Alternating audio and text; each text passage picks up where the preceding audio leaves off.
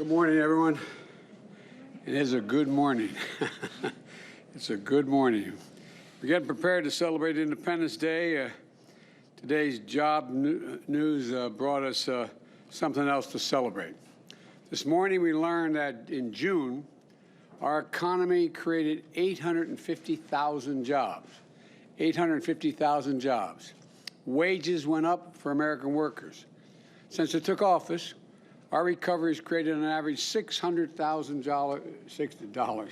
I wish they probably wish those 600,000 jobs paid $600,000 a year, but 600,000 jobs per month. We've now created over 3 million jobs since it took office. More jobs than have ever been created in the first 5 months of any presidency in modern history, thanks to the incredible work of the entire team. This is historic progress, pulling our economy out of the worst crisis in 100 years. Driven in part by our dramatic progress in vaccinating our nation and beating back the pandemic, as well as other elements of the American Rescue Plan. Today, the U.S. is the only major advanced economy where the OECD projections of future output are higher today than they were in January 2020 before the pandemic hit. And America was ranked first in Bloomberg's COVID resilience ranking. None of this happened by accident. Again, it's a direct result of the American Rescue Plan. And at the time, people questioned whether or not we should do that even though we didn't have bipartisan support. Well, it worked. In February, the Congressional Budget Office projected 2021 economic growth would be 3.7%. Yesterday, they doubled that number to 7.4%, in large part thanks to the American Rescue Plan and our work to defeat the virus. The last time the economy grew at this rate was in 1984, and Ronald Reagan was telling us it's morning in America. Well, it's getting close to afternoon here. The sun is coming out. At the time, the CBO revised their long-run deficit projections down as a share of GDP. They just have done. So the American Rescue Plan is strengthening our financial position, and it grows our economy. It's continuing to grow our economy. And the strength of our recovery is helping us flip the script.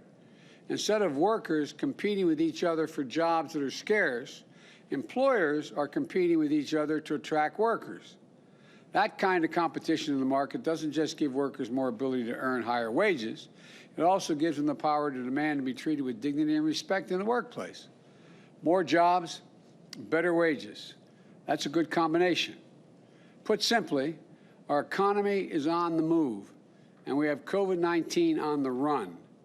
Yes, we have more work to do to get America vaccinated and everyone back to work. We're aiming for full employment, and that means keeping our pace on jobs growth, including for Black, Hispanic, and Asian workers. But this progress is testament to our commitment to grow this economy from the bottom up and the middle out. The American Rescue Plan provided resources to get shots in people's arms and checks in people's pockets. Schools were struggling to reopen, so we made vaccinating teachers a priority, getting schools the much-needed support. In March, just in the month of March, we added 364,000 education jobs to the rolls. Small businesses and restaurants are getting crushed. Now we're delivering the loans and support they need to reopen and to stay open. This morning, we've learned that jobs in some hard-hit sectors such as restaurants, hotels, amusement parks were up by 343,000 last month, over 1.5 million in the past 5 months. And more help is on the way to give families just a little bit more breathing room.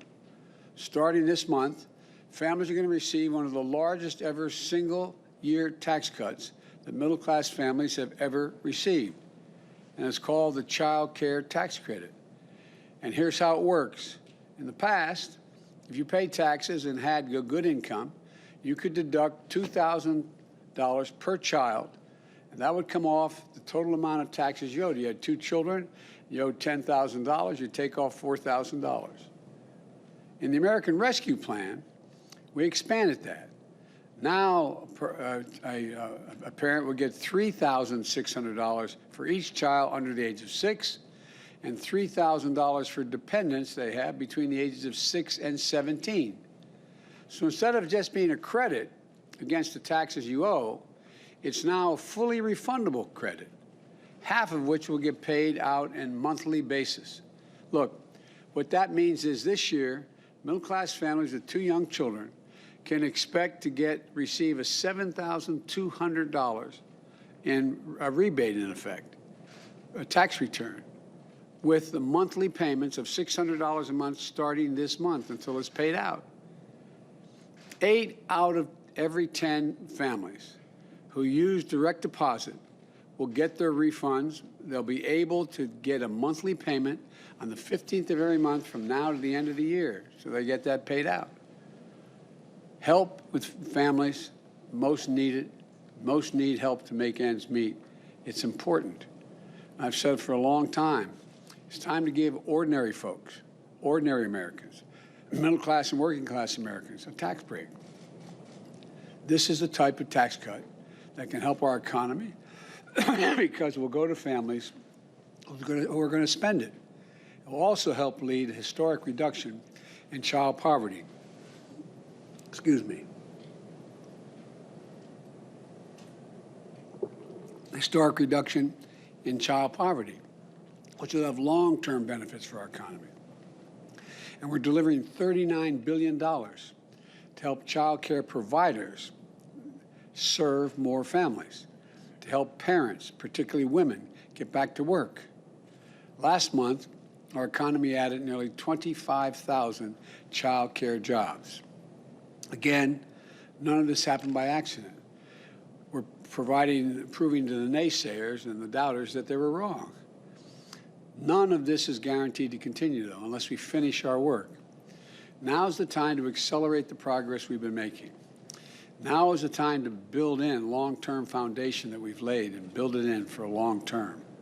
Economists of all stripes agree that my plan will create good jobs and drastically strengthen our economy in the long run. So we have to continue to make the investments that will allow our economy to build back better and deal everyone in. We took a significant step in that direction last week when the bipartisan group of senators forged an agreement with me to move forward on key portions of my American Jobs Plan. I was just in Wisconsin, where I highlighted how this agreement is going to pave the way for a generational investment to modernize our infrastructure, create millions of jobs, according to the experts, and what will mean it won't just be in the center cities. It'll be every corner of the state and our nation. We're going to create jobs repairing roads and bridges, replacing 100% of our nation's lead water pipes, making our power grid more reliable, delivering high-speed internet to every American home, rural and urban. We're going to put people to work building a nationwide electric vehicle charging network, transitioning from diesel school buses and transit buses to electric buses, and bringing in world-class rail service to more Americans by reducing, and in the process, reduce our carbon footprint. For example, when I was up in Wisconsin, I pointed out, the governor was there. I said, Gov, I know it takes, there were, I don't know how many people, a couple hundred people, I guess, in the audience. I said it takes, they tell me, 4.5 hours to drive from here to Chicago. With the money we have for mass transit here, you're going to be able to do that in 2.5 hours. And all the data shows that when it's easier to get someplace by rail than by automobile, it's cheaper and it generates a whole lot less carbon footprint. We're going to create good-paying union jobs, capping hundreds of thousands of abandoned oil and gas wells to stop methane leaks, which are devastating, and to protect the health of our communities. These are good jobs. Taken together, these investments are going to position America to compete with the world and win the 21st century. You know, as we bring home key parts of my American Jobs Plan, I'm going to make the case for equally critical investments that we still need, including those in which I introduced at the same time my Americans Family Plan. When I was running for president, I put together a bold, aggressive plan to deliver child care, paid leave, universal pre-K for 3- and 4-year-olds, free community college, Maybe the most important thing among them was extending the child care tax credit I just mentioned for another 5 years, which will significantly benefit middle-class and working-class families. That human infrastructure is as essential as our physical infrastructure. It can help us create more good jobs, ease the burden on working families, and strengthen our economy, strengthen in the long run. These investments are critical. And as the plans I put forward tackle our climate crisis, which are broad and deep, I'm going to fight to see them enacted and signed into law. We have a chance to seize this economic momentum of the first months of my administration, not just to build back, but as I've been saying, build back better. This much is already clear. We're on track. We're on the right track. Our plan is working, and we're not going to let up now. So I want to thank everyone. Wish you all a happy 4th of July. We're going to be able to go to ball games. You're going to be able to sit in stadiums. You're going to be able to be with your families and backyard barbecues, as we hoped. And we're going to make more progress. So God bless America, and may God protect our troops. Could you talk to us about Afghanistan? Is the drawdown going to be done in the next few days? No. No, we're on track exactly as to where we expect it to be. But I wanted to make sure there was enough, quote, running room that wouldn't be able to do it all to September. There'll still be some forces left, but it's a rational drawdown with our allies, and it's making, so there's nothing unusual about it. Are you worried that the Afghan government might fall? I mean, we are hearing about the Taliban is taking more and more districts. Look, we're in that war for 20 years, 20 years.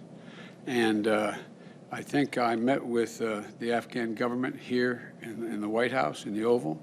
I think they have the capacity to be able to sustain the government. There's going to have to be, down the road, more negotiations, I suspect. But I am concerned that they deal with the internal issues that they have to be able to generate the kind of support they need nationwide to maintain the government. I thought on Afghanistan. I want to talk about happy things, man. If there is evidence that Kabul is threatened, which some of the intelligence reports have suggested it could be in 6 months or thereabouts, do you think you've got the capability to help provide any kind of air support, military support to them to keep the capital safe, even if the U.S. troops are obviously fully out by that time? We have worked out an over-horizon capacity that we can be value-added, but the Afghans are going to have to be able to do it themselves with the Air Force they have, which you're helping them maintain. Afghanistan. I'm not going to answer any more question on Afghanistan. Look, it's 4th of July. I'm concerned that you guys are asking me questions that I'll answer next week, but on this holiday weekend, I'm going to celebrate it. There's great things happening. Economy's growing faster than any time in 40 years. We've got a record number of new jobs. COVID deaths are down 90%. Wages are up faster than any time in 15 years. We're bringing our troops home. We have all across America, people are going to ball games and doing good things. This is a good. I'll answer all your negative questions, not negative, your legitimate questions. Are you concerned that there is a potential this weekend in places where vaccination levels are not particularly high, that there will be a new COVID outbreaks in various regions? I am concerned that people who have not gotten vaccinated have the capacity to catch the variant and spread the variant to other people who have not been vaccinated. I am not concerned there's going to be a major outbreak, in other words, that we're going to have another epidemic nationwide, but I am concerned lives will be lost. And I was even reading today, there's some speculation, some judgment is coming out that you may be able to even communicate the vaccine, the new variant to your pets. So I say not totally facetiously. For those of you who haven't been vaccinated because you don't think you want to go through it, it doesn't hurt. It's accessible. It's free. It's available. And not only, don't think about yourself, think about your family. Think about those around you. That's what we should be thinking about today. The 4th of July to this year is different than the 4th of July last year, and it's going to be better next year. Thank you all. Mr. President, do you think that Congress will enact your plans? Are you confident that you're going to get it done? Come Oh, on. come on, guys. Have you ever been confident about anything with guarantee? Who wants to put money on anything that Congress is going to do? Look, folks, this is a process. This is a process. I love you guys, but it's a process. And I don't know, you want me to say, yes, I'm absolutely certain. Well, are you absolutely certain this new commission is going to work, investigating what happened on the 6th? Are you guys confident that the Republicans are going to participate? Look, only I know what to do, and I really mean this, is do my best to lay out what I think the country has to do, try to be as persuasive as I can, and hope, and thus far, it seems to be working a little bit. Thank you. Mr. President, do you think it's fair that the